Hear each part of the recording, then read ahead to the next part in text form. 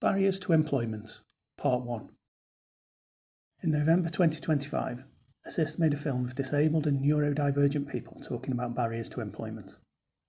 This was shared at the Staffordshire Disability and Neurodivergence Partnership Board. The full version of the film is 38 minutes long. We've re-edited the footage into 3 shorter, themed videos. This is Part 1. It includes people talking about transport, physical access, applications and interviews, employers' attitudes. The bus company is absolutely rubbish. You get one every hour or every 2 hours and none on a Sunday. The bus companies are good sometimes, and then half the time when you wait for a bus, when you put your hand out or your thumb up to stop, you just go straight past saying "not in service, not in service." I really wanted to wait, but I couldn't get on the buses because of the timings. I don't travel buses by myself as I get anxious around too many people, And I tell you, some of the drivers are really miserable. And I think another thing that can be an issue is getting to and from jobs. So in some areas you have two buses a day. It doesn't work for you to get to your job. And if you're in a wheelchair and things like that, bus drivers don't necessarily drop their ramps. Some people I know, they bus regularly drives past them. So it's not only employers, it's education for sort of everyone, the transport industry and things like that, to be aware of what people need. And another thing, what I don't like the drivers doing is just when people with wheelchairs come on, or people in a pushchair or wheelchair, they haven't got any room to sit, because the others just stand there in their way, you know. And also, I don't get buses there and back too. With me having autism, it can make things difficult. Being anxious around too many people and anxious about accidents. And my ideas for learning to drive a car, I like to do it for the future, and I'm going to start them when I'm ready as well. Oh, there are quite a few barriers. It's like, I know I'll never be able to drive, so that's quite limiting in itself. The natural problems I have is getting on buses with my wheelchair, going on different transports, and I use taxis more. I had to go. I went visit a friend in hospital yesterday. I had to get a taxi to somebody's house, and then a taxi from somebody's house to the hospital. Again, money. I'm okay. I'm good at using taxis when I go to places, but depends where I live, and I don't get them to far away places. As well as you have to pay something expensive when you get inside, because for depending where you live on a long distance can cost a lot of money, and I don't get taxis to Stone back there and back in taxis to Oak Tree Farm on Thursdays, because up to where I live it costs a lot of money. The taxis fares are £60 a week, £60 to £70 a week. Well, I only get £100. £160 a week, so 60 of that goes towards my taxes.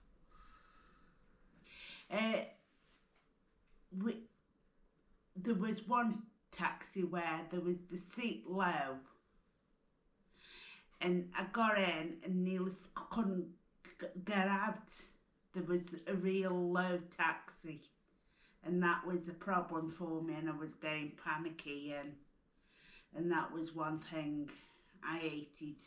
But now we just say we needed a normal taxi with a bit of a high seat. And some taxis are really too high for me, So I have trouble getting on high taxis or minibuses. Most of the barriers are access to places.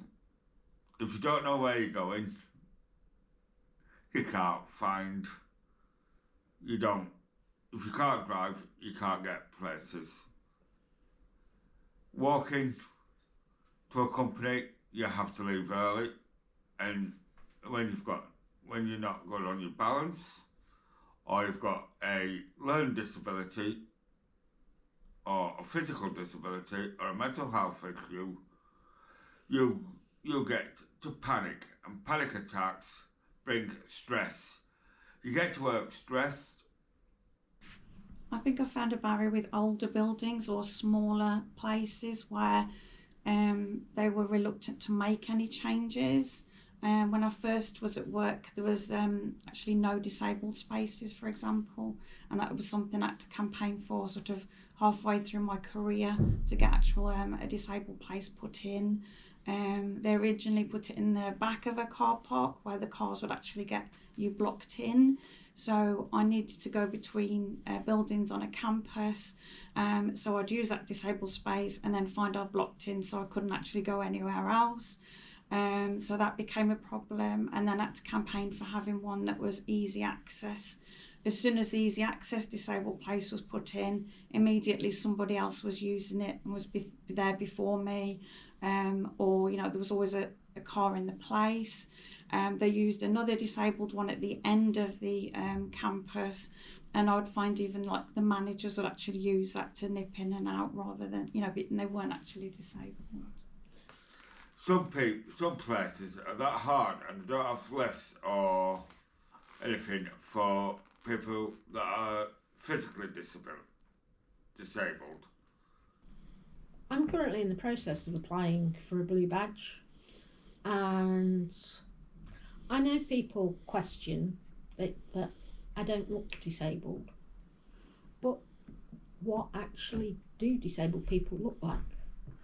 We're all individuals. We all look different, but I don't look different to the next person, but it doesn't mean that I don't have my own issues, and it's a perfectly valid thing for me to have a blue badge. But people assume because I can walk that I don't actually need that blue badge, and I'm taking it away from someone who needs it, but they don't see the other side and the issues that I do have.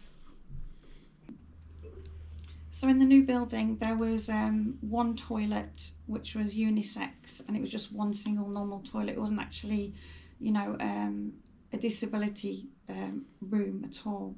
But the problem was, if you moved to other parts of the campus, you'd be in buildings where there were no toilets, and that became more and more difficult for me.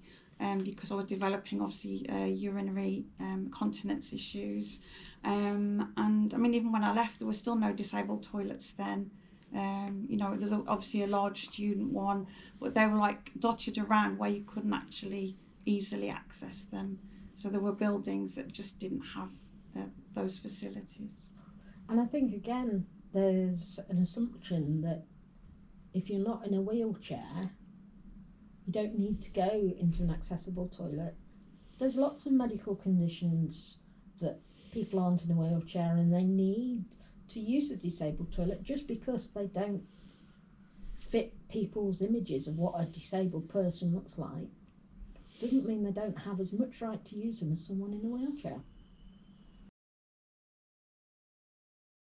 The job centres no longer advertise jobs. You have to make phone calls, which I hate doing, for jobs, because most people tell you to ring back and everything, and you don't get the face-to-face contact with people. Interviews with me aren't too terrible because I usually plan as well in advance. I always would plan, write down some questions that may be asked, and not to ramble and just stick to the point. That's usually my go-to, and keep the answers short and sweet, because I always think first impressions are really like very important. It's actually seeing the form. For instance, was 10 times smaller than that. I've enlarged it, and you still can't fill forms out on your phones because you can't get the keyboards up. And County Council want to get forms that are accessible. Employers are not sympathetic. They don't give a damn about people that have got physical disabilities, or if somebody needs to take things a bit slower than the normal employee. It's where do you start? There's lots of barriers. Some employers won't employ people who are disabled or actively discriminate against it, and it's, although it's not legal, they get away with it because they set the bar too high. They don't want to adapt to enable disabled people to work for them. They expect everything's gone multi-skilled, and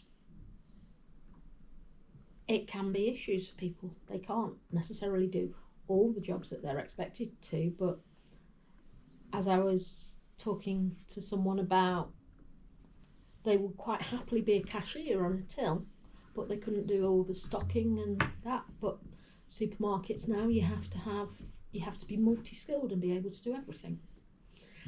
So that disadvantages and disables people at times. One of the managers in the store that I moved to, they weren't very kind. We have these radios that we would then communicate with the stockroom and other staff members if we needed help or needed a product. And I'd always, at that time, just believed I was anxious. I had anxiety. I was diagnosed with anxiety, and that I now know was a part of my autism. But it was difficult at times when I could get overwhelmed very quickly and get very anxious about very small things. So when I was going on my break, I gave my colleague my radio, and I just put it right by them and just said, "Can you just look after that while I go for my break?" So I came back and it was gone. And the manager was like, "Where's the walkie-talkie?" And I said, I gave it to my colleague, and he said, no, you didn't. So then I just was like, well, I definitely put it down by the record players. So, and he said, if someone's taking it, there was like, it didn't even let me finish, it just cut in. If someone's taking it, that's going to be £1,000 out of your wages. I didn't even make that over the period I was there. So I started having a very big meltdown. I tried to be as calm as possible because I knew I was on the floor, but it was a very scary moment because I was thinking, oh my goodness, where's that gone? Oh my goodness, I'm going to have all my money taken off me. Oh my goodness, I'm going to be arrested. I just had all these things going on in my head. And then he pulled out the walkie-talkie from his pocket and he was like, don't put it down again. So that was fun. I was sent home by the store manager because he was like, that wasn't right. And this person just got a formal warning. No apology, nothing, just a formal warning. Mine was slightly different because I actually became disabled during my working life. So, initially, obviously, I was employed as a healthy person. And then it was over a period of 8 to 10 years that my health declined. I didn't know at that time that I had Ehlers-Danlos syndrome, which actually wasn't diagnosed until after I'd left work. So my main issues were with the problems associated while I was actually in the job, the barriers that came as a result of that. on my side of it is companies not living up to their expectations. They tell you whilst you're in an interview, they tell you all that you can do, what they can do for you, but it never happens. You know what I mean? They're not interested. Once you get into a job, they just leave you there to rot, basically. You don't get any further. Then when the redundancies come round and you haven't got the formal qualifications to be able to do that job, you're the first person to be laid off, which is basically you've been set up to fail, really, and it doesn't help you with your morale, your depression, your anxiety, whichever way you're going to put it, and it doesn't help much in that side of things because you want to succeed in the workplace, but the companies are very much, if anything, geared against you rather than geared towards you. Even though they hold the two-tick symbol, it's not worth the toilet paper it's written on, basically, because it doesn't live up to its name. Yeah, employers and employees need to take more of a understanding of people with learning disabilities. So, if you need help, ask us as people with learning disabilities to come and train you on how to speak to people